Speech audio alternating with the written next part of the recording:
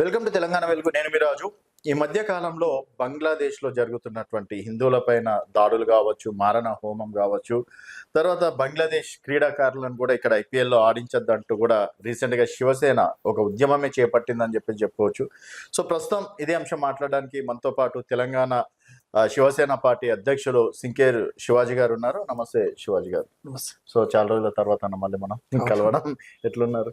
బాగున్నాను. సో మొత్తానికి మీరు చేసినటువంటి ఏదైతే ప్రయత్నం ఉందో ప్రపంచవ్యాప్తంగా హల్చల్ కావడం అనేది జరిగింది. ఒక తెలంగాణ బిడ్డ ఇక్కడ నుంచి మనం స్టార్ట్ చేసిన ఏ ప్రోగ్రామ్ అయినా సరే ప్రపంచానికి వదిలేసింది. అది ఎంత ఎఫెక్ట్ అయిందంటే బంగ్లాదేశ్ తీసుకొచ్చినటువంటి క్రీడాకారుని వెనక్కి పంపించేసింది. అదే బంగ్లాదేశ్లో ఐపీఎల్ని కూడా నిషేధించడం అనేది కూడా జరిగింది. సో ఏందని అంటే ఎక్కడో జరుగుతున్న దాన్ని క్రీడాకారుల పైన రుద్దడం ఎంతవరకు కరెక్ట్ అంటారు? నేనేమంటున్నా, మీరు అన్నది కరెక్టే ఉండొచ్చు. క్రీడాకారుల పైన రుద్దడము కరెక్టా కాదా తప్ప అనేది పక్కకెడితే ఏమవుతుందంటే, వాళ్ళు బంగ్లాదేశ్ పౌరసత్వం తీసుకుంటున్నటువంటి వాళ్ళు. అంటే ఇప్పుడు మన దగ్గర ఉన్నటువంటి ఒక విరాట్ కోహ్లీ, రోహిత్ శర్మ, సచిన్ టెండూల్కర్, మహేంద్ర సింగ్ ధోని, వీళ్ళు ఒక 100 మందిని, లక్షల మందిని వీళ్ళు ప్రభావితం చేయగలుగుతారు వాళ్ళ ఒక ఇన్స్పిరేషన్ స్పీచెస్ ద్వారా. నేనేమంటే అట్లాంటి వ్యక్తులే కదా వీళ్ళు కూడా క్రికెటర్స్. ఇప్పుడు ప్రజాస్వామ్యంలో ఇట్లాంటి దాడులు మంచివి కావు. ప్రజాస్వామ్యం బతుకున్నది. ఇక్కడ మైనారిటీలకు హక్కులు ఉంటాయి, మైనారిటీలకు కొన్ని కట్టుబాట్లు ఉంటాయి, మైనారిటీలకు కొంత స్వేచ్ఛ ఉంటది. మెజారిటీల కంటే మైనారిటీలకి ఎక్కువ స్వేచ్ఛ ఉంటది దేశంలో అని ఒక రూల్ ఉంటది. వాస్తవంగా మన భారతదేశంలో అట్లనే ఉన్నది. అందుకే ఇక్కడ ప్రధానమంత్రులు అయ్యారు, ఉపరాష్ట్రపతులు అయ్యారు, రాష్ట్రపతులు అయ్యారు, ముఖ్యమంత్రులు అయ్యారు, గవర్నర్లు అయ్యారు. మనకు మైనారిటీలకు ఇచ్చే స్వేచ్ఛ అట్లాంటిది. మరి ఆ దేశంలో ఉన్నటువంటి మైనారిటీ ప్రజల పైన, హిందువుల పైన దాడులు జరిగితే ఒక క్రికెటర్ కూడా మాట్లాడకపోతే దాన్ని ఎట్లా చేతులు కట్టుకొని చూసుకుంటా కూర్చుంటాం? వాడు ఒక్కడు ఒక బయటికి రాడు, ఒక స్టేట్మెంట్ ఇయ్యడు, పౌరుల పైన ఇలాంటి దాడులు మంచివి కావాలని ఒక్కడు మాట్లాడాడు. వాడు ఇక్కడికి వచ్చి కోట్ల రూపాయలు తీసుకుంటాడు, మన ఇండియన్స్ తోటి చప్పట్లు కొట్టించుకుంటాడు, వాడు 4లు కొడతాడు, 6లు కొడతాడు, క్యాచ్లు పడతాడు, ఫీల్డింగ్ చేస్తాడు. అంటే వీడికి వచ్చి మళ్ళీ యాడ్లు వాడు తీస్తాడు, వాడు మళ్ళీ అట్లా డబ్బులు సంపాదించుకుంటాడు, ఇట్లా డబ్బులు సంపాదించుకుంటాడు. చూస్తుంటే ఎట్లా కూర్చోబుద్ధి అవుతుంది? ఇప్పుడు ఆ పౌరుల పైన జరుగుతున్నటువంటి ఇంత అఘాయిత్యాలని వాడు చూసుకుంటా కూర్చుంటే, కనీసం స్పందించకపోతే, ఆ దేశం ఆర్మీ వచ్చేసి మరి పౌరులను కొట్టి చంపుతుంటే, ఆ దేశ ప్రధానమంత్రి కూడా సప్పుడు కాకుండా కూర్చుంటే, మరి ఆ దేశం నుంచి వచ్చి ఈడ ఆడటానికి వీంకన సిగ్గు, లజ్జ, బుద్ధి ఇంకేదన్నా ఉండాలి కదా. మరి ఏం లేకపోతే మరి వాడు ఎట్లా ఆడితే ఎట్లా ఒప్పుకుంటాం? అందుకే నేను చెప్పిన, బంగ్లాదేశ్ ఎవడైనా సరే భారతదేశంలో ఆడడానికి వీల్లేదు. ఐపీఎల్లో వాళ్ళని బైకౌట్ చేయాలి. హైదరాబాద్ గడ్డపైన బంగ్లాదేశ్ ప్లేయర్ వస్తే మ్యాచ్ జరగనియరని ముక్తఖండంతో చెప్పినా, వాస్తవంగా ఇది మొత్తం కూడా భారతదేశ వ్యాప్తంగా కూడా ఇది పోయింది. 100% ఇది సక్సెస్ అయ్యింది. మేము చేపట్టినటువంటి ఉద్యమం కూడా 100% సక్సెస్ అయిందని కూడా చెప్పొచ్చు. అయితే అంటే మీరు తలపెట్టినటువంటి ఉద్యమము మహారాష్ట్రకి వెళ్ళడం, మహారాష్ట్రలో ధర్నాలు చేయడం, ర్యాలీలు చేయడం లాంటివి కూడా జరిగినాయి కదా. సో అంటే హైకమాండ్ కూడా మిమ్మల్ని గుర్తించిందని చెప్పేసి అనుకోవచ్చు. నేనేమంటున్నా బ్రదర్, హైకమాండ్ గుర్తించిందా గుర్తించలేదా, శివ సైనికునిగా, ఒక భారతదేశ పౌరుడిగా, తెలంగాణ బిడ్డగా, నేను కూడా ఒక క్రికెటర్గా ఇది తప్పని నేను బయటకు వచ్చిన మాట్లాడిన. నా పార్టీ నాకు ఏం చేయాలో స్వేచ్ఛనిచ్చింది. నిజమా తప్ప, నిజమైతే చెయ్యి అని చెప్పి స్వేచ్ఛనిచ్చింది. ఆ స్వేచ్ఛ కారణంగా నేను చేసిన, స్వేచ్ఛ నాకు పార్టీ ఇచ్చింది. ఆ స్వేచ్ఛలో భాగంగా నేను ముందుకు వచ్చిన, బైకౌట్ చేయాలి ఐపీఎల్ ప్లేయర్స్ అని చెప్పిన. దాన్ని సభ్య సమాజం స్వాగతించింది. నా వెనకాల చాలా మంది నిలబడ్డారు. నేను వాయిస్ ఇచ్చిన తర్వాత వందలాది మంది సెలబ్రిటీస్ కూడా బయటకు వచ్చి బంగ్లాదేశ్ క్రికెట్ ప్లేయర్స్ ని ఐపీఎల్ ఆడనిచ్చేది అని చెప్పారు. బీసీసీఐ వచ్చింది, వాళ్ళు చెప్పారు. కేకేఆర్ వాళ్ళని తిరస్కరించేసింది. తర్వాత ఇప్పుడు బంగ్లాదేశ్ క్రికెట్ ప్లేయర్స్ కూడా మేము ఇండియాకు రాము, వరల్డ్ కప్ ఆడము, బీసీసీఐ తీసుకున్న నిర్ణయాన్ని మేము తప్పుపడుతున్నాం, బంగ్లాదేశ్ లో ఐపీఎల్ సాగనీయం. నువ్వు చూస్తే ఎంత, చూడకపోతే ఎంతరా? నువ్వెంత, నీ బతికెంత? మేము స్వాతంత్రం ఇచ్చినాం నీకు మేము నీళ్ళు ఇచ్చినాం, మేము తిండి గింజలు ఇచ్చినాం. గట్టిగా మాట్లాడితే ఇండియా లేకపోతే బంగ్లాదేశే లేదు. అట్లాంటిది ఆ రోజు దయాది దేశంగా ఉన్నటువంటి బంగ్లాదేశ్ ప్రజాస్వామ్యంగా వీళ్ళు మంచిగా పోతారని చెప్పేసి, వీళ్ళు మంచిగా ఉంటారని, మంచి బతుకుతారని చెప్పేసి దయ చూపెడితే బంగ్లాదేశ్ నిలబడ్డది. మరి ఆ బంగ్లాదేశ్ దేశము మరి వాళ్ళు ఏ మాత్రం కూడా సపోర్ట్ చేయకపోతే ఎట్లా ఒప్పుకుంటాం చెప్పండి. అంటే ఏంది ఇప్పుడు అంటే ఇప్పుడు బంగ్లాదేశ్ లో జరుగుతున్నటువంటి మెయిన్ ఇష్యూ కారణంగానే ఈ విధంగా తిరుగుబాటు అని చెప్పేసి చెప్పుకోవచ్చు.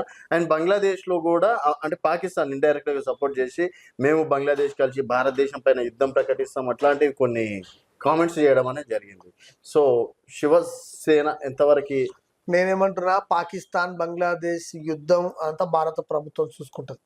ఇక్కడ ఒక ప్రజాస్వామ్య దేశం మనది, ప్రపంచానికి ఆదర్శంగా నిలుస్తున్నటువంటి దేశం. ఇక్కడ ఒక దమ్మున్నటువంటి పర్సన్ ప్రధానమంత్రిగా కొనసాగుతున్నారు.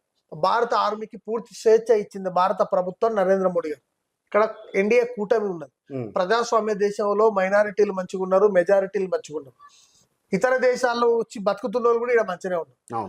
కాబట్టి నేనేమంటానంటే, వాళ్ళు యుద్ధానికి వస్తారా, కయ్యానికి వస్తారా, మియానికి వస్తారా, దాని సంగతి దాని తరహాలో వాళ్ళు సమాధానం చెప్పేంతటోళ్ళు నేను కాదు. బరాబర్ సమాధానం చెప్పేటోళ్ళు ఉంటారు, చెప్తారు. ఆ సందర్భం మాలాంటి వాళ్ళు ఇన్వాల్వ్మెంట్ కావాలన్నప్పుడు అది మీరు, నేను, ప్రజలు అందరం కలిసి తీసుకునే నిర్ణయం. భారత ప్రభుత్వం, ప్రజాస్వామ్యం, అది ఒక నిబంధనలకు లోబడి ఏం చేయాలో చేయగలుగుతాం. బరాబర్ దాంట్లో వెనుకోయే పరిస్థితి లేదు.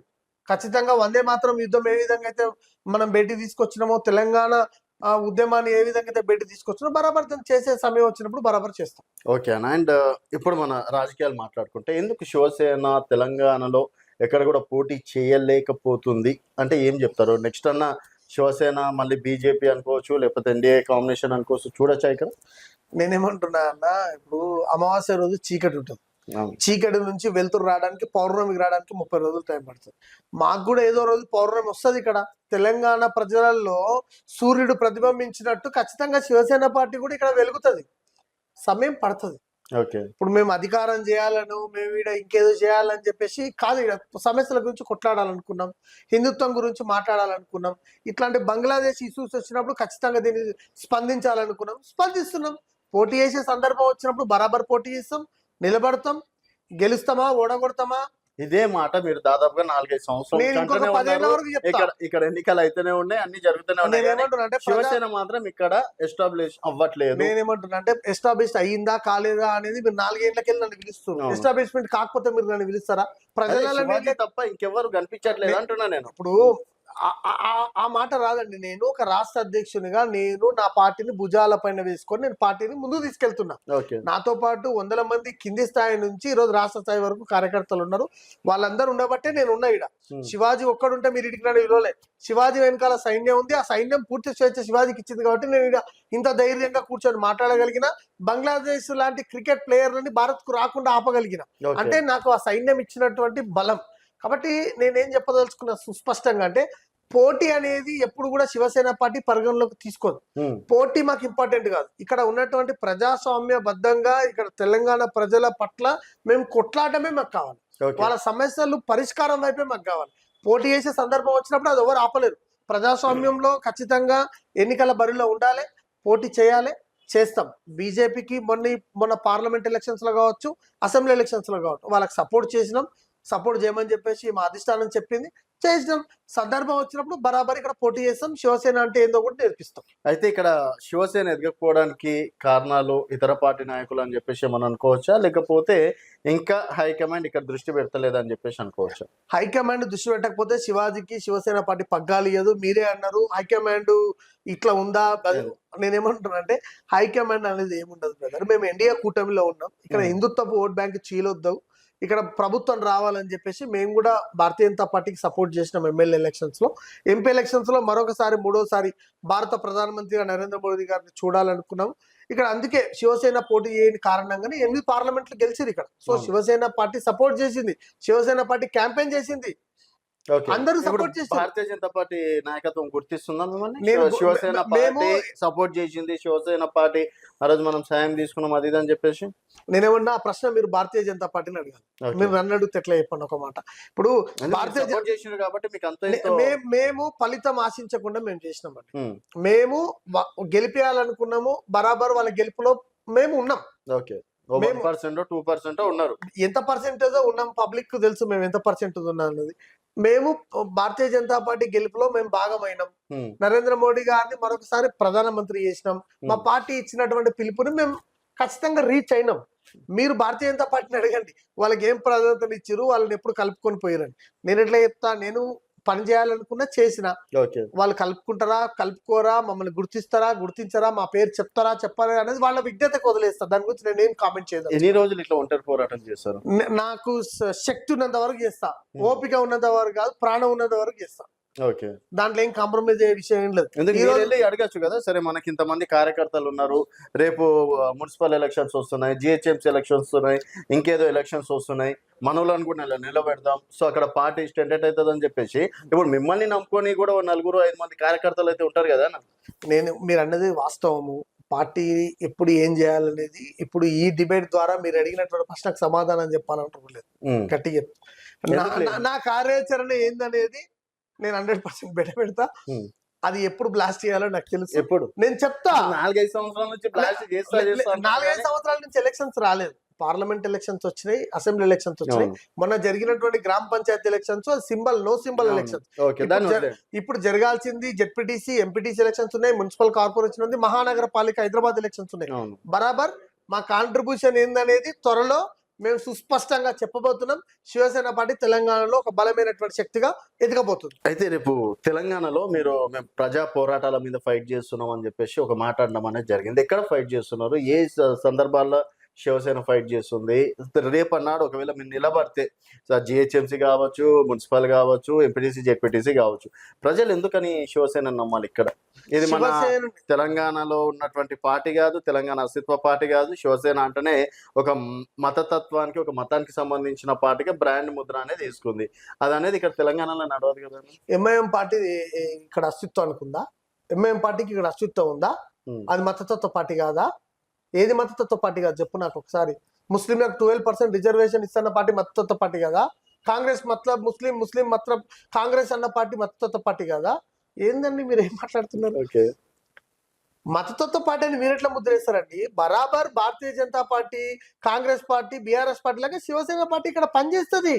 సరే, ఇప్పుడు కాంగ్రెస్ ఇంకేదో సరే ఎంఏమో ఎవరు వాళ్ళ వర్గం కోసం ఫైట్ చేస్తుంది, ఏదో వాళ్ళని ఆదరిస్తున్నారు. రేపు శివసేన ఏం చేసిందని ఆదరించాలి తెలంగాణ ప్రజలన్న నాకు. శివసేన ఏం చేసింది అనేది పబ్లిక్ తెలుసు, బరాబర్ పబ్లిక్ తెలుసు. ఇక మీద ఏం చేస్తుంది అనేది మేము సుస్పష్టంగా చెప్తాము. మేము ఎప్పుడు సమస్యలున్నా మేము ఏ విధంగా స్పందించినాం, నిరుద్యోగుల పక్షాన కొట్లాడినాం, విద్యార్థుల పక్షాన కొట్లాడినాం, తెలంగాణ ప్రజల హక్కుల పక్షాన కొట్లాడినాం, రైతుల పక్షాన కొట్లాడినాం. ప్రజలు అన్ని గమనిస్తుంటారు. ఓకే. ఇప్పుడు టీవీ ఛానళ్ళు, news papers, main stream media వీళ్ళు గుర్తించినంత మాత్రం ప్రజలు గుర్తించినట్టు కాదు. మీరు బాగా చూసుకోండి హిస్టరీలలో, టీవీలలో డిబేట్లు మాట్లాడే అందరూ ఓడిపోతున్నారు. ప్రజలలో తిరిగేట వాళ్ళు మాత్రమే గెలుస్తున్నారు. మీడియా చూపెట్టని వాళ్ళు చాలా మంది గెలిచేస్తారు, మీడియా క్యాచ్ చేయని వాళ్ళు చాలా మంది గెలిచేస్తారు. అదే తరగాలో శివసేన పార్టీ కూడా గెలిచొస్తుంది. మీరు చూడండి, మీ స్టూడియోలో తీసుకొస్తా, గెలుపు గుర్రాలను తీసుకొచ్చి ఇక్కడ ఇంటర్వ్యూ చేపిస్తా. ఛాలెంజ్ ఏందండి? బరాబర్ ప్రజాస్వామ్యంగా మేము గెలుస్తారు, వస్తారు. గెలుస్తామా లేదంటే అవతల ఓడగొడతామా లేకపోతే ఏం చేస్తాం అనేది రానున్న రోజులలో మీరు చూస్తారు. ఏమంటున్నా, ఇప్పుడు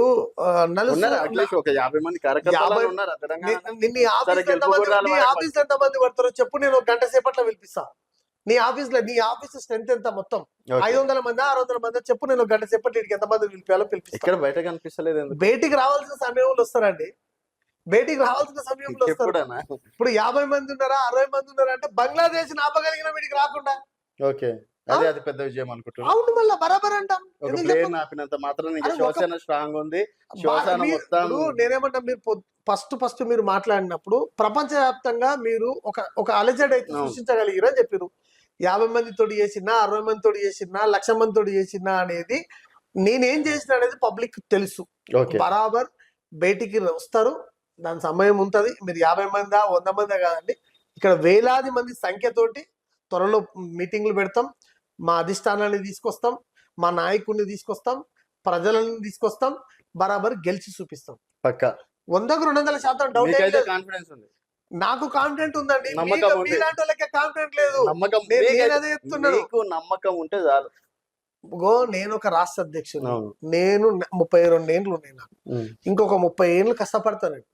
నేనేమంటే సంవత్సరాల బట్టి కమ్యూనిస్టులను అడగాల మీరు ఈ మాట పోయి, జీవితాంతం 100 సంవత్సరాలకి వెళ్ళి కష్టపడుతున్నారు, ఏనాడో మంత్రి కాలే, ఏనాడో ముఖ్యమంత్రి కాలే, మీ దుకాణం బంద్ చేసుకున్నా వాళ్ళని అడిగే దమ్ము మీకుందా? నన్ను 50 మంది ఉన్నారా లేదని చెప్పేసి మీరు అడుగుతున్నారు. వాళ్ళని అడగండి ఫస్ట్ ఆఫ్ మనం ఆల్. కూడా అడిగే సమయం వచ్చినప్పుడు అడగండి, definitely నాకు అది కూడా చెప్పండి. నేను అదే అంటున్నా, కమ్యూనిస్టులు ఎప్పటి నుంచో భూమి పుట్టినప్పటి నుంచి భూపుత్రుల సిద్ధాంతం పట్టుకొని వాళ్ళు ఫైట్ చేస్తున్నారు. సరే, వాళ్ళ పోరాటాలను నేను విలువిస్తున్నా, ఇజ్జత్ ఇస్తున్నా, దాన్ని నేను తప్పు పట్టట్లేదు.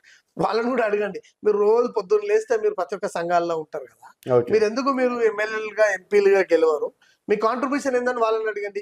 ఎంఐఎం పార్టీని అడగండి, ఎందుకు మీరు ఓన్లీ హైదరాబాద్నే పోటీ చేస్తారా, అచ్చంపేటలో ఎందుకు పోటీ చేయరు, కలకుర్తి ఎందుకు పోటీ చేయరు, కామారెడ్డిలో ఎందుకు పోటీ చేయరు, ఆదిలాబాద్ ఎందుకు పోటీ చేయరు, ఖమ్మంలో ఎందుకు పోటీ చేయరు, ఎంఐఎం పార్టీని అడగండి. శివసేన పార్టీ బరాబర్ పోటీ చేస్తుంది. చేయాల్సినటువంటి సందర్భం వచ్చినప్పుడు శివసేన కాంట్రిబ్యూషన్ ఏందనేది తెలంగాణలో సుస్పష్టంగా ప్రజలకు అర్థమవుతుంది. ఈసారి నాశనం అయిందా సమయం? వస్తుంది, మీ సైన్యం శివ సైనికులు 100% వస్తుంది మిత్రమా, శివ సైనికులు బయటకు వస్తుంది అన్న, అట్లేం లేదు, వస్తుంది. శివ సైనికులు వస్తారు. శివ సైనికులు ఈ బలం ఏందనేది తెలిసిన వాళ్ళకి తెలుసు. ఓకే. మేము ఒక్కరం 100 మందితో సమానం. దేశం కోసం కొట్లాడతాం, ధర్మం కోసం కొట్లాడతాం, న్యాయం కోసం కొట్లాడతాం, ప్రాంతం కోసం కొట్లాడతాం. కమిట్మెంట్ ఉన్నటువంటి కార్యకర్తలు, ఎక్కడ మేము తగ్గేది ఏం లేదు, ఎవరికి భయపడాల్సినటువంటి అవసరం లేదు, బరాబర్ కొట్లాడతాం. సో ఇప్పుడు ఇంత ఫైట్ చేస్తున్నారు కదా అన్న, రేపు ముంబైకి వెళ్ళో ఢిల్లీకి వెళ్ళి కూర్చొని తెలంగాణ ఇది కావాలి అంటే తీసుకొచ్చే దమ్ము ఉందా మీకు? అంటే నేను అధికారంలో ఉన్నానా? నేనేమంటున్నా, అందుకే ముంబై అన్న ఢిల్లీ అన్న, ముంబైకి మీ వెళ్ళి తెచ్చేది మీ ఏముంటుంది? మిత్రపక్షమే కదా ఢిల్లీలో అధికారంలో ఉన్నది. నేను అదే అంటున్నా. ఇప్పుడు ఢిల్లీలో అంటే ఇక్కడ ప్రాతినిధ్యం వహించినటువంటి మెంబర్ ఆఫ్ పార్లమెంట్స్ ఉన్నారు, భారతీయ జనతా పార్టీ ఉన్నది. ఇక్కడ మా కాంట్రిబ్యూషన్ వచ్చినప్పుడు 100% మీరు అన్నట్టుగా మేము ఒక ఎమ్మెల్యే గెలిచినప్పుడు, ఒక ఎంపీ గెలిచినప్పుడు ఢిల్లీకి వెళ్ళి తీసుకొస్తాం, బరాబర్ మా నిధులు మేము మరి ఎందుకు తీసుకొస్తాం. బీజేపీ మీరు ఎమ్మెల్యేగా నిలబడుతున్నా ఇంకేదో నిలబడుతున్నా ఎందుకు మీకు సపోర్ట్ చేయట్లేదు? అంటే మనం చూసుకున్నట్టయితే లాస్ట్ ఎలక్షన్స్ లలో జనసేన పార్టీకి దాదాపు 8 స్థానాలు ఇవ్వడం అనేది జరిగింది. అట్లాంటిది ఈరోజు మహారాష్ట్రలో ఇంత కీ రోల్ ఉన్నటువంటి బీజేపీ శివసేన పార్టీకి ఎందుకు ఇక్కడ అవకాశం ఇవ్వట్లేదా, లేకపోతే మీరు తీసుకోవట్లేదా? గతం జరిగిన దాని గురించి మాట్లాడదలుచుకోలేదు. రానున్న రోజుల్లో శివసేన ఏ విధంగా పాగా వేస్తుంది, శివసేన కాంట్రిబ్యూషన్ ఏందనేది మీరు ప్రజలు అందరూ చూస్తారు. రైట్ అని ఛాలెంజ్ యాక్సెప్ట్ చేస్తారు. 100కు 200% నేనే చెప్తున్నా కదా, ఛాలెంజ్ చేసింది నేను. అదే బరాబర్ తీసుకుంటా, ఖచ్చితంగా 100కు 200. ఒక్క కార్పొరేటర్ కార్పొరేటర్ ని గెలిపిస్తానా, కార్పొరేటర్లను గెలిపిస్తానా, కౌన్సిలర్లను గెలిపిస్తానా, ఎమ్మెల్యేలను గెలిపిస్తానా, లేదంటే నేనే గెలిచి వస్తానా? చూదురు రానున్న రోజులలో. నేనే వస్తాను మీ దగ్గరికి, మీ దగ్గరకు వచ్చి నేనేమంటున్నాను, శివాజీ ఛాలెంజ్ చేసినటువంటి విధానం ఈరోజు సక్సెస్ మళ్ళీ కూడా ఛాలెంజ్ చేస్తున్నా. ఈ రోజు శివసేన కాంట్రిబ్యూషన్ ఏందనేది త్వరలో పబ్లిక్ చూస్తారు, బరాబర్ నేను చూపెట్టబోతాను. దానికి సంబంధించి గ్రౌండ్ వర్క్ ఏమైనా చేసిందా? గ్రౌండ్ వర్క్ ఉంది, ఫైల్ వర్క్ ఉంది, అన్ని వర్కులు ఉన్నాయి, ఖచ్చితంగా ఉంటుంది. మీ వరకు ఒక క్లారిటీ అయితే ఉంది, 100కు 200% ఉన్నట్లేదు. నా క్లారిటీ నాకు ఉంది. నేను ఏ విధంగా ముందుకెళ్లాలో నాకు తెలుసు, ఏ సమస్య మీద నేను కొట్లాడాలో నాకు తెలుసు, ఏ సమస్య పైన నేను మాట్లాడాలో నాకు తెలుసు, ఎప్పుడు మాట్లాడాలి, ఏం మాట్లాడాలో నాకు పూర్తిగా క్లారిటీ ఉంది. నేను చదువుకున్నా, చిన్నప్పటికెళ్ళి రాజకీయాల్లో ఉన్నా, ఏ సందర్భంలో ఏం మాట్లాడాలో నాకు తెలుసు. బరాబర్ పార్టీ మాట్లాడుతుంది, మాట్లాడినప్పుడు అప్పుడు బీజేపీ సపోర్ట్ చేస్తుంది అనుకుంటున్నా. బీజేపీ సపోర్ట్ చేస్తుందా, ఇంకేదైనా పార్టీ సపోర్ట్ చేస్తుందా? అప్పుడున్నటువంటి పరిస్థితులు సహకరించినప్పుడు అది ఎట్లన్నా అవుతుంది. కలిసి పోటీ చేస్తామా, విడిగా పోటీ చేస్తామా, లేదంటే పోటీ చేస్తామా, లేదంటే చెయ్యమా, సందర్భం డిసైడ్ మళ్ళీ చెయ్యమా. నేను అదే చెప్తున్నా బ్రదర్. అప్పటి వరకు మీరు బతుకుంటారా, లేదంటే నేను బతుకుంటారా గ్యారెంటీ ఉందా? మీరు అప్పటి వరకు చూసిద్దాన్ని మీరు ఉంటారని గ్యారెంటీ ఉందా? నేనేమంటున్నా అన్నా, మనం రాజకీయ ఏదన్నా మీరే ఒక కన్ఫ్యూజన్ ఏం లేదు, నేను చెప్తున్నా బరాబర్. మీరు స్టార్టింగ్ ఒక ఛాలెంజ్ చేసింది బాగుంది, సరే మేము గెలుపు గుర్రాలను తీసుకొస్తామన్నారు, లేదన్నా మేమే మీ దగ్గరకు వస్తామన్నారు. మళ్ళీ అది పార్టీ చేస్తుందా లేదా? మీరు భారతీయ జనతా పార్టీ సపోర్ట్ చేస్తుందా చేయదా అనేది సందర్భం డిసైడ్ చేస్తుందని చెప్తున్నాను. నేను పోటీ చేయను చెప్తలేను, మళ్ళీ మీరు ఒకసారి చూసుకోండి. నేను పోటీ చేయను, నేను ఉంటలేనని చెప్తలేను. ఏ పార్టీ సపోర్ట్ చేస్తుంది అంటే, ఒంటరిగా పోటీ చేస్తానా, బీజేపీ సపోర్ట్ చేస్తుందా, ఇంకేదన్నా అవుతుందా అనే దాని గురించి నేను స్పష్టంగా చెప్పదలుచుకున్నా. కానీ బరాబర్ ఇక్కడ కొట్లాడతాం సార్. ఇప్పటి వరకు తెలంగాణలో ఇన్ని సమస్యలు ఉన్నాయి కదా, శివసేన దేని మీద ఒక సమస్య మీద ఫైట్ చేసింది? మేము హిందూ మందిరాలకు వెళ్లే రహదారుల్లో చెక్ పోస్టులు పెడితే కొట్లాడినాం. నిరుద్యోగుల వయసు పెంచినప్పుడు మేము ధర్నా చౌక్లకు కొట్లాడినాం. విద్యార్థులకు స్కాలర్షిప్స్ ఇవ్వకపోతే కొట్లాడినాం. నిరుద్యోగులకు ఉద్యోగాలు ఇవ్వకపోతే కొట్లాడినాం. కరెక్ట్ టైంకు యూరియా రాకపోతే కొట్లాడినాం. రైతులకు కనీస ధర ఇవ్వకపోతే కొట్లాడినాం, రోడ్లు వేయకపోతే కొట్లాడినాం. మేము 1, 2 అని చెప్పుకుంటా పోతే ఇప్పుడు టైం అయిపోతుంది. ఓకే. నీ దగ్గర చేసేంత టైం ఉందంటే చెప్పు, నేను 24 గంటలు ఇట్లనే చెప్తా. నేను చేసినటువంటి ప్రూఫ్లు కూడా ఇస్తా, పేపర్ స్టేట్మెంట్లు ఇస్తా, నీకు అది మొత్తం వేస్తుంటే నా మీద ఒక డాక్యుమెంటరీ తయారు చేసి ఫోన్ పెట్టుకొని మాట్లాడి అది కొట్లాడినట్టు కాదు కదా. నేను ముంగల పెట్టుకొని ఫోన్ మాట్లాడినామా లేదా? ఇప్పుడు ప్రజాస్వామ్యంగా మేము బయటికి వెళ్లాల్సిన సందర్భంలో బయటికి వెళ్తాం, ధర్నాలు చేయాల్సిన టైంలో ధర్నాలు చేస్తాం, అడ్డుకున్న టైంలో వచ్చినప్పుడు అడ్డుకుంటాం. మేము ఇంట్లో కూర్చొని మాట్లాడాల్సిన టైం వచ్చినప్పుడు ఇంట్లో కూర్చొని మాట్లాడతాం. అది ఏదైనా నిరసన వ్యక్తం చేసినట్టే కదా. దాన్ని ఎట్లా కాదంటారు మీరు? ఇప్పుడు ట్విట్టర్లో ట్వీట్ చేసేటోళ్ళది రోజు న్యూస్లు వేస్తారు. రోడ్డు మీద ధర్నా చేసి వాడు 24 గంటలు నిరాహార దీక్ష చేస్తుంది, వాడు న్యూస్ కవరేజ్ 10 సెకండ్లు ఇస్తలేరు. ట్విట్టర్లో వాడేదో ట్వీట్ చేసేసరికి దాన్ని 1కి 10 సార్లు ఈరోజు మెయిన్ స్ట్రీమ్ మీడియా చూపిస్తుంది. మరి ఇప్పుడు దీంట్లో ఎవరిది తప్పు ఉందనాలి? చెప్పండి. ధర్నా చౌక్ లో రోజు ఒక ధర్నా జరుగుతుంది. ఆ ధర్నా చౌక్ లో అన్ని చూపిస్తారా? మీరు అన్ని చేస్తారా? నేను అడుగుతున్నా. ఈ రోజు మేము ఫైట్ చేసేది ఈ రోజు చూపెట్టకపోతుండొచ్చు, చూపిస్తేనే మేము ప్రజల లోపల ఉన్న ప్రజల కోసం చేస్తున్నారు. బరాబర్ చేస్తాం, బరాబర్ ఉన్నాం, బరాబర్ ఉంటాం. సరే అన్న, రేపు ఏదైనా ఎలక్షన్స్ వచ్చినాక ఎట్లా పోటీ చేస్తే తెలుస్తుంది కదా, ఆ రోజు నేనే స్వయంగా నా కెమెరా తీసుకొని వస్తా, ఆ రోజు మాట్లాడదాం అన్న. థ్యాంక్ యూ అన్న, thank you so much. So ఇది శివసేన రాష్ట్ర అధ్యక్షులు శివాజీ గారితో special chitchat. And Shiv Sena party నిజంగా తెలంగాణలో ఎంతవరకు పుంజుకుందనేది మీ అభిప్రాయాలు కూడా కింద కామెంట్ రూపంలో తెలియజేయండి. చూస్తూనే ఉండండి తెలంగాణ వెలుగు.